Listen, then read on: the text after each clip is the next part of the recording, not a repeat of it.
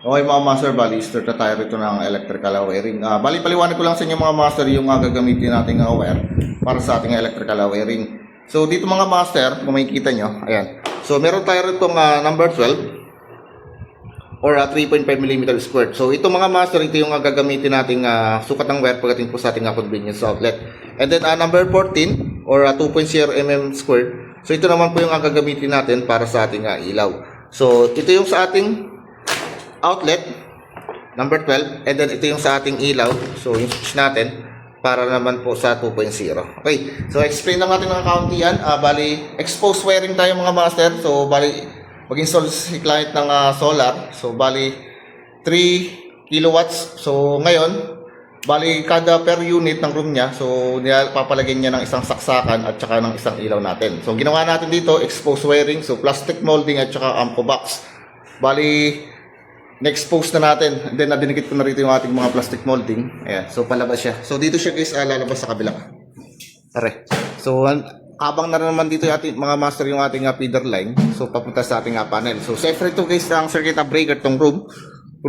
Basta yung mga room natin, so separate siya ng circuit breaker. So maliwanag tayo dyan. So unang gagawin natin mga master, bali magsukat muna tayo ng wire. So pamula rin sa ating labas. So kukuha natin ng supply. So, dalawang klase na gamitin natin, isang 14 at isang 12. So, 12 natin sa outlet, 14 natin sa ilaw.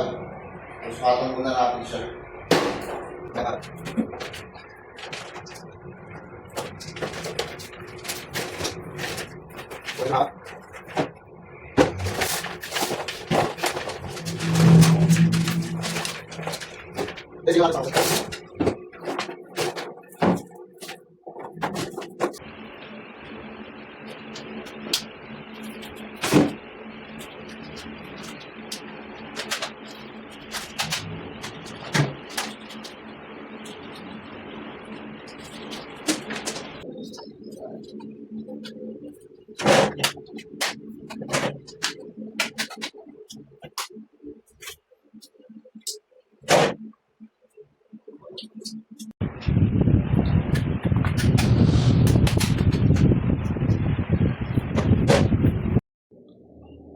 Okay mga master, bali explain ko lang sa inyo kung paano mag-install ng one gang switch at saka ng tugang outlet. So ito yung ating tugang outlet. So gano'n nga ba kahaba yung ating magiging strip gauge or strip dito sa ating wire. So dito mga master, meron naman tayo mga pagbabasihan natin. Ito yung tinatawag na strip gauge natin. So ang haba nito mga master is 12 mm po yung haba. So ano natin?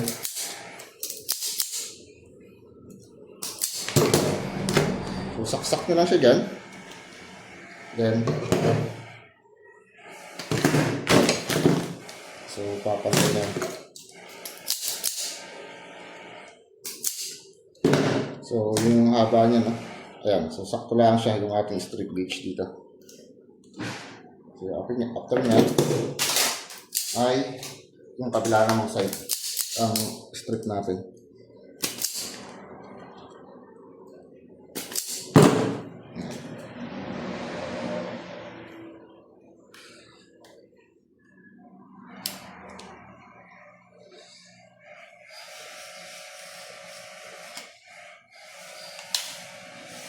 Okay, so kailangan ay higpit yung ating so hindi siya mag-lose contact dito. So dito naman tayo sa ating outlet. So okay na. Bali, naikabit na natin dito yung nalagyan na natin ng wire yung ating plastic molding. So strip mo lang natin.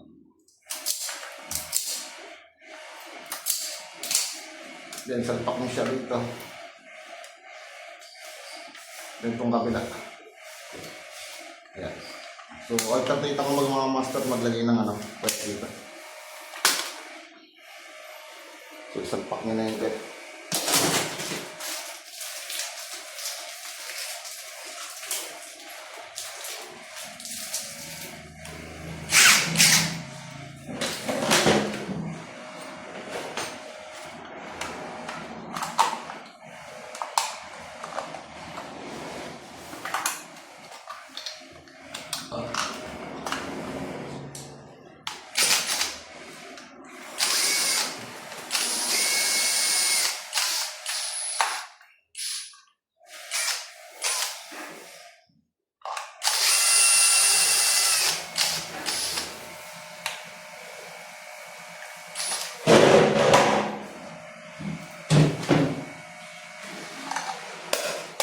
So tapos na.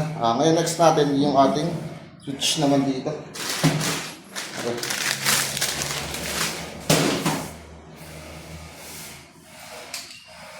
So straight lang natin.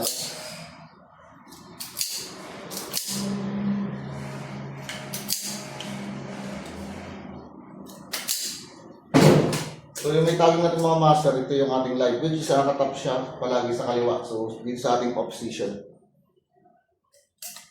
Okay, then yung ating return, so dito naman sa kabila.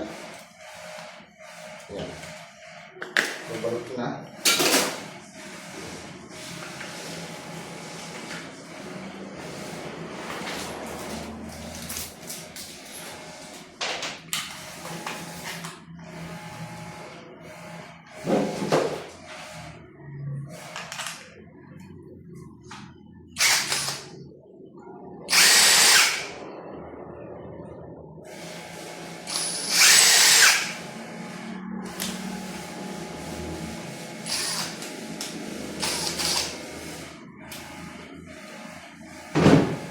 Ilagay nyo ang cover.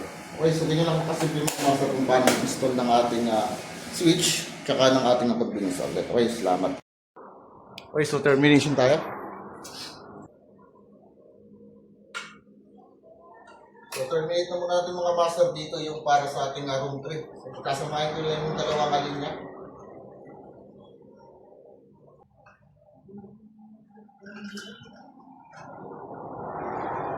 So live muna mga master.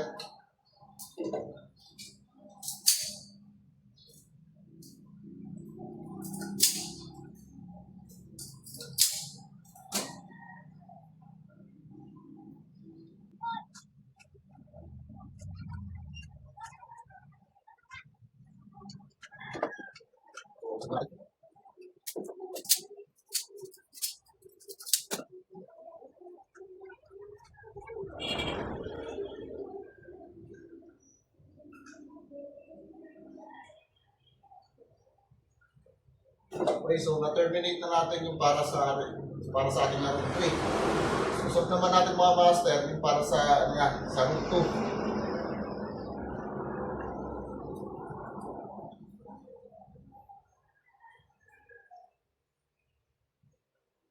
So kailangan natin pagtagin.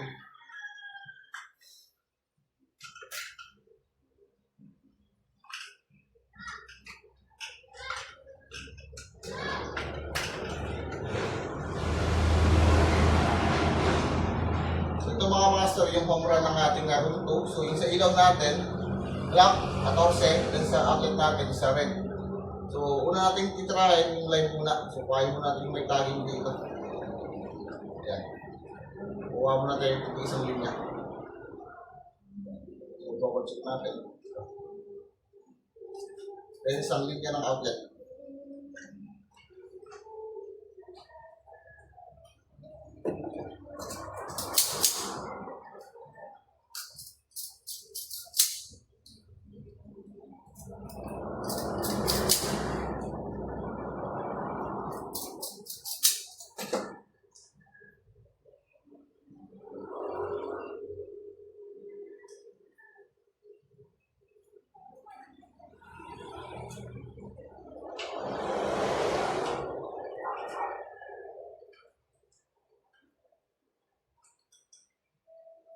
So, bali i-pigtail natin siya para makibay.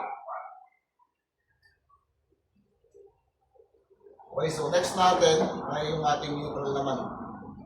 So, okay.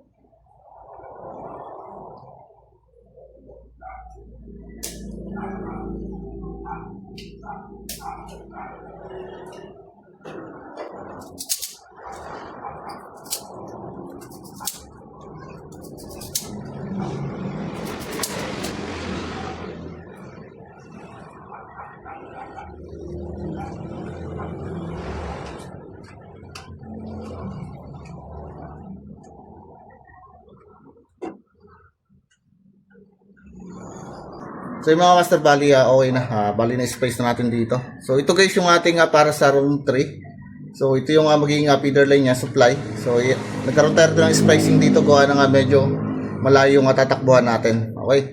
So next natin dito yung para sa ating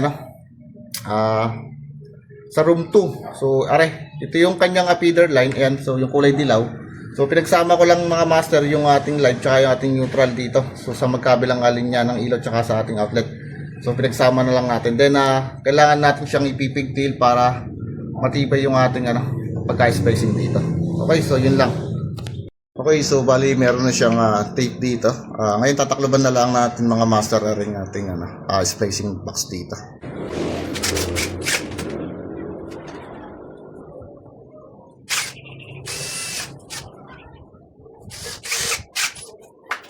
Okay, so rubuhan natin mga master. So ito yung ating supply. Ayan. Then ito naman yung ating home run na galing sa loob. Sa ilaw natin, 14. And then 14 sa ating outlet. So kuhain mo natin dito yung mga line 1, yung mga tape na puti.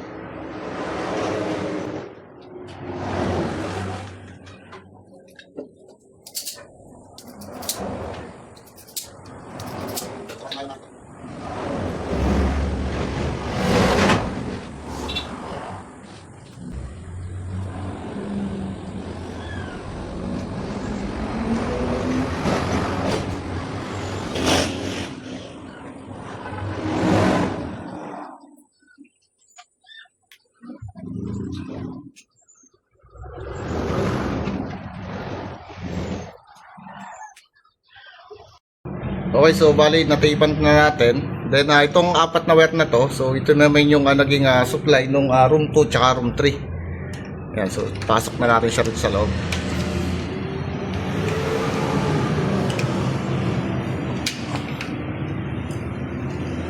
Then tatakloban ko na lang siya mga master.